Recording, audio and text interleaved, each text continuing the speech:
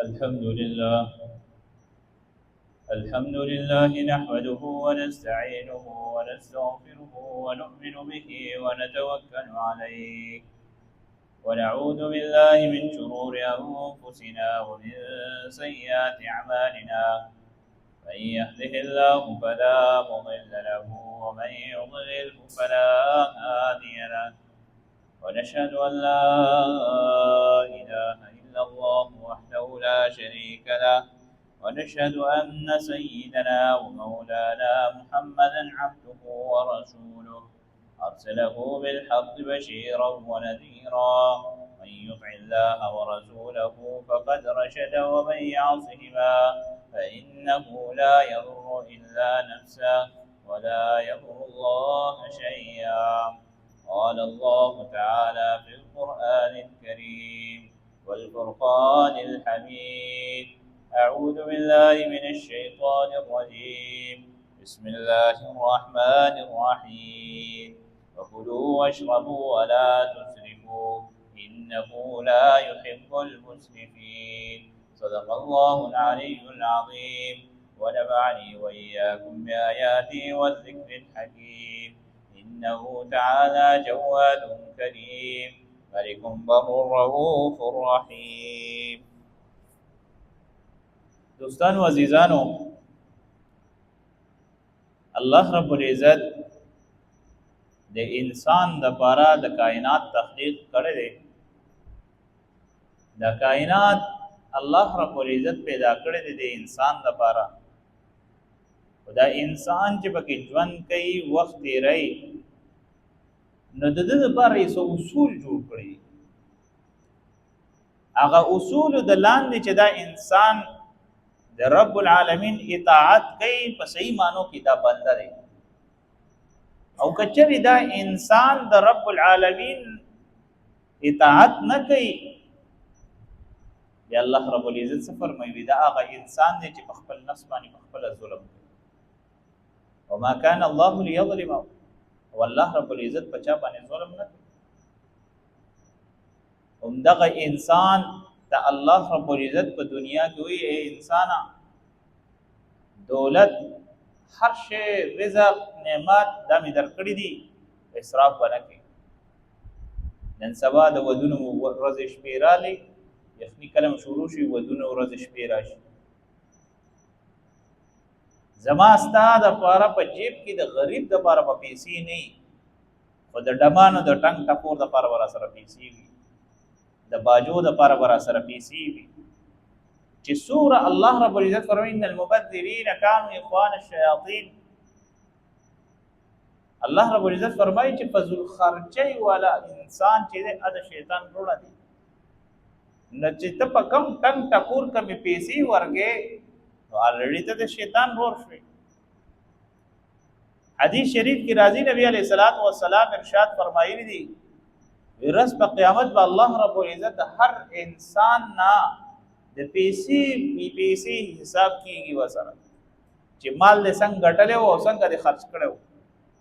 په کم ځای دی لګولې او هغه ټول هر څه ډیټیل په مخې ته راځي. او وای زه په دنیا کې توبه وباسم، توبه خو وباسي، کومې پیسې چې دی لګولې دي بس کیږي، دې خو پښتنه خو درنه کیږي.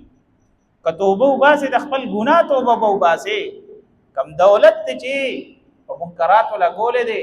په ډمتوب دی لګولې، دغه بس جواب. یو انسان د دنیا په تیارو کې پروت وي، په گمراهۍ کې پروت وي، بیا وت الله رب العزت سمجھ بوج ورکړي، هدایت متور کړي، د هدایت نه پس هر سپری دي توبه وباسي، سمې لارې ته راشي، ټیک ته الله رب العزت انسان ته بخښنه کوي. او کچرې سړی سره د پوي لګیای، مړه د مولیان خوځګار دي ځان نه پونګه ټنګ ټکور آرام کړی، دا د دې ځان نه کړی. او بیا په دلیل کې راته څه جواب راکړي خبره. حضرت داود علیه السلام ټنګ ټکور کړو، ځکه دوره خسته आवाज توبه نعوذ بالله، نو بیا الزام بچا لګي حضرت داود علیه السلام. حالانکه الله رب العزت حضرت داود علیه السلام ته زبور په نازل کړي، واتینا داود زبورا، د زبور تلاوت په کول ټنګ ټکور نه کړي، نه ګیټار راغسته لري، نه باجا راغسته، نه ډولکی راغسته دي، نه رباب راغسته، هیڅ شی نه دی راغسته. الله رب العزت ولا خيستا आवाज ورکړو داسې خيستا आवाज چې د زبور تلاوت به کولو په هوا کې به مرغۍ ودرېدي او په بيري او په خپل ځای ودرېدي ونی به خوځېدل شروع د ډیر د ترنم نه ټولې ونی په خوځېدو شو چې څنګه په سیلۍ راشي نو ځونو هغه بیخ بنیاد وباسي معمولی هوا چې چلیږي څنګه خوځي هم دغه رنګ په خوځېدو شو ولی الله رب العزت خپل کرشمه خپل معجزات د پیغمبر علی السلام په خپل باندې خلقو ته د جادو دور نو موسی علی السلام راولېګو عصای ولا ورکړه مار به جوړې د خوش اوازې دورو داوود علی السلام الله رب العزت راولېګو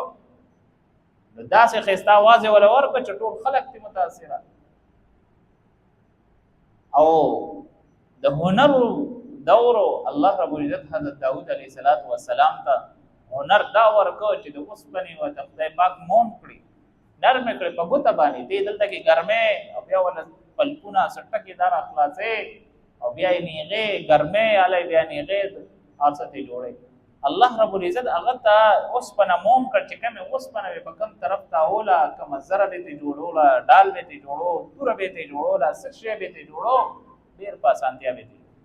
ولید رب العالمین د طرفه معجزه وا هر پیغمبر ته په خپل دور کې معجزه ملاو شي فصاحت بلاغت دور جناب محمد رسول الله صلی الله علیه وسلم الله راولي او قران کریم په نازل کو د ټول نه زیات فصیح بلیغ قران چې عرب شعرا شاعران او دغه رنګي د غي ادیبان او د اغی چې څومره ثقافت ولا خلق دي ټول د قران ته حیران چې دا قران داسې الله رب العزت دومره فصیح بلیغ نازل کو چې یو لفظ کې دنیا شی معنی دي دنیا شی مطلب د خبره مطلب او مقصد می داده چې الله رب العزت په خپل دور کې په هر وخت کې په هر پیغمبر چې د کم سیس په ټرندینګ چلیدو نن سبا تاسو په آسان الفاظ کې نن په کم دور کې د کم سیس ټرندینګ په چلیدو نو هغه وخت سره الله رب العزت هر دور کې پیغمبر را لګره واغې دور مناسبت سره وته معجزه ورکړه دا نن سبا دور کې کته دا وای چې زما واده به بغیر د ټک ټکور نه کیږي دا څه ختم خو نه دی زما واده به بے جنج خو نه کیږي دا خو ختم خو نه دی دا بل څنګه وادي چې پای کې لیټونه نه باغې کې ټنګ ټکور نه باغې کې ډمان جړاګان نه باغې کې فضل خرچې نه پای کې دا نه قرض ولا رالي ورونو وتخرسي پلاټونو وتخرسي خلق خوشالي دا خلق خدای نه دي خوشاله کړی ته به خوشاله حدیث شریف کې راځي جناب محمد رسول الله صلی الله علیه وسلم ارشاد فرمایي که یو انسان ځان معلومول غواړي چې زه مؤمن یم که زه منافق یم چې کله په دین اسلام باندې سخت راشي نو دې په هغه ځای کې ځان معلوم صحابي ورته تاسو کې د الله رسوله په دین اسلام باندې څنګه سخت راځي سخت داسې لکه د سحر مستیم دی د ټول نزیات مجاهده د یخنۍ موسم را روان دی یخ یو بدی سخت ده سار وختي پاسېدل دي د ګرمې پرستنې نه ګرمې کوټې نه د هیټر نه پاسېدل دي ورته تل دی او داس کول دی خدای ته ودرېدل بیا وستا ایمان پته ولګي چې ته مؤمن یې او که ته منافق جناب محمد رسول الله صلی الله علیه وسلم د نننی دور تر قیامت پورې ټولې پېشین ګویانې کړي دا پېشین ګویي د تاسو دا وایي چې د نننی مسلمانان موږ ډېر کمزوري دا ټول هر څه بیان کړي دا کمزورتیا هم بیان کړي تر نا وخت پورې ګرځا واکونه کوا نا وخت پورې فلمونه ډرامې ګورا نا وخت پورې ټیک ټاک کې کوا سوشل میډیا کې کوته وا او بیا سهار کې تر نا وخت پورې پروت دي چې کله بیا به برکتی او د رزق تنگ دستی راشي استاد دعا وکړي چې الله رب العزت باندې ربانه رزق فراخي رزق باندې خور فراخي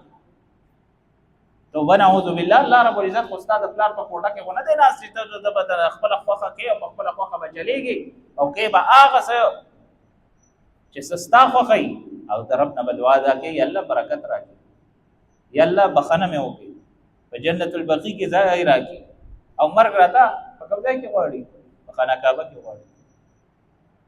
دوستانو عزیزانو خپل عملونه مټیک نه کړل د الله رب العزت تما توبه ونه باسله رب العالمین یقین وکړ زموږ بخنه ګره ډېره زیاته ګرانه ډېره زیاته ګرانه کله کله د میراث مسائل راشي کنه هر یو سړی وایي استاد جی ما ته به څومره حصه میلاوي پرون کابل ارځي بله مسله راغله تر دې پورې چې د میراث په مسلې کې وروڼه خویندې یو بل ته دومره په ضد باندې شیطان راولي چې یو بل ته په روټۍ سالن کې زهر اچوي څومره واقعیات راغلي هر سړی د دنیا د یوې ټوکړې د ځمکې دپاره د ملک د بل د سر سودا کوي دومره انسان حرسي او دومره لالچ شوی د نن ورځې پورې یو کس رانغی او ما ته یې دا نه دي ویلي چې استاد جي ما سره د رور څومره حصه کېږي د خور څومره حصه کېږي د مور څومره حصه کېږي نه دا نشته هر یو سړي یقین جوړ په دې دنیا دی چې بس زه به همیشه دپاره ژوندی یم دا ملا هسې ناست دی د یو گیت یې زده کړی دی یو رټۍ زده کړی بس په هم باندې خپل تقریر پخوي او خپلې خبرې را باندې پخوي خو د خلکو ته ویم د خدای بندګانو دا ژوند زموږ ګورې حقیقي ژوند نه دی ستا پلار نیکه څه شو د هغوی پلاران نیکان څه شو د انسان چې د کله نه په دنیا کې آباد شوی دی ولې د هغه وخت نه دا بازارونه نه ولې هغه وخت نه د دنیا رنګ روغن او رونق نه د دنیا د بازارونو د رنگ روغن رونق د ټول څیزونه اوس راغلل هر دور سره هر ټکنالوژي چلیدلې که تاسو یې نه منئ راځئ ایجپت ته د بوزم په احرام مصر کې چې کوم کاڼي لګېدلي دي هغه ستا د نن سبانې د زمانې کرینونه هم نشي اوچتولی چې خدای پاک هغوی له کوم جسامت ورکړی او کوم قدامت یې ورکړی او کوم څه ورته دولت یې ورکړی چې ځان د مرګ دپاره تابوتونه یې ځان دپاره جوړ کړي هغوی د سرو جوړ کړو کومه پیسې ځان دپاره د مرګ دپاره لګولې تاسو سوچ هم نشئ کولی چې کوم مزدور به په احرام مصر کې یو پیره کار وکړه او په هغه ځای نه هغه فرعون به داسې کار وکړه کسان به یې راونیول مړه به یې کړل چې دا شیشان داسې آبادي بل چاله دی خبرې مطلب او مقصد مې دا دی هر انسان دنیا ته لږ وخت دپاره راغلی دی د ژوند هیڅ ګرنټي نشته د سبزۍ ګرنټي شته د ژوند ګرنټي نشته تا سره به سم دم روانې ټیک ټاک به بس بالکل به روانې څه چل شو یاره جي هارټ اټیک هارټ فیل شو بي پي تیزه شوه بس سررګ یې وشلېده دا خو ټولې بانې دي الله رب العزت چې کله ملک الموت ته ډیوټي ورکړه ملک الموت ډېر زیات جړل رب العالمین ته فریاد وکړو پروردګاره داسې ډیوټي دې راته راکړه چې خلک به راته خیرې کوي نو الله رب العزت ملک الموت ته وی بېغمه شه بې فکره شه خفه کېږه ما زه به د انسانانو ته په ذهن کې په زړه کې په خیالاتو کې داسې خبرې اچوم چې د دې خلکو توجه به تا طرف ته نه چا نه تپوس کې لکه دې په څه مړ شو یاره جي د چت نه راپرېوتی چت نه خو ډېر خلک هم راپرېوتی خدای د مرګه بچ کړي یاره جي دې په اوبو کې ډوب شو یاره جي د په موټروی باندې اکسیډنټ وکړو د په جي ټي روډ اکسیډنټ وکړو یاره جي دې پر هلته کې یو ورځ داسې کار و چې مونږ یو ځای ته دوا لتلي نو په دوکان کې 3 کسان ناست و یو ګاډی و هغه ګاډی په پوړو باندې راختلی په دوکان کې دننه 3 کسان یې مړه کړل نو ګاډی وړوکی ګاډی صابوندانه وه هغه په ګاډی راوخته په پوړو باندې دننه دوکان ته او په دوکان کې 3 کسان دوکانداران ملګري ناست و هغوی وواله پړک او ډریور خپله بچ دی څومره حوادثاتو شو ماشومان زنانه نارینه زنانه تاسو ګوره چې چا د الله رب العزت د چا دپاره مرګ لیکلی وي هغه پکې مړ شي کم نه یې لیکلی بس موږ وړوکوالي کې یو سبق زده کړی و آمنت بالله د الله په ذات مې ایمان دی وملائکته د الله په فرشتو باندې وکتبه دا په کتابونو باندې ورسله دا په ټولو رسولانو باندې والقدر خیره وشره چې کوم تقدیرات د الله رب العزت د طرفه که د خیر دی او که د شر دی هغې مې ایمان دی هغې مې ایمان دی نن سبا که ما ته کامیابي ما ته میلاو شي خوشحالي میلاو شي یره جي دا د مور پلار دواګانې دي دا د مور پلار دواګانې او افسوس دلته کې موږ الله سره بې وفایي دا کوو چې کوم مصیبت آفات تکلیف راشي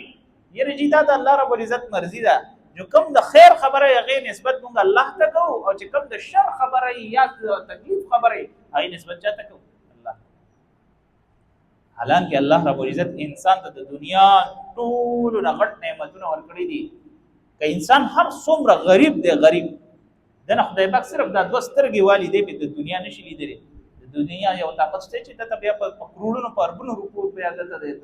د دولت ورړون نه د سترګو تپوسو که چې څومره غټ نعمت د شل نه د لاسونو تپوسو که د ګډ نه د خپې د نعمت تپوسو که د لیوني نه تپوسو که چې د مزغو لیوني ته وګوره چې الله رب العزت هغه ته مازغه نه دي ورکړي په جسم ټول پوره دي بس معمولي د سر راکې ولا چاچېړه دي مغزو راکې ولا چېړه نور هغه کې به مازغه پوره دوستانو عزیزانو عرض مې دا کولو چې الله رب العزت انسان ته دنیا کې چانس ورکړی دی وخت ورکړی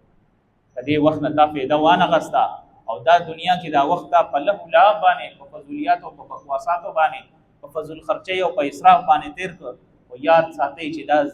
یو ځای شته چې هلته به درنښتئ تپوس دا دلته کې چې څومره تاسو ته د ممبر نه موږ نصیحتونه کوو د ځان نه درته نه وایو دا پریکټیکل خبرې د خدای تعالی د طرفه راغلي دي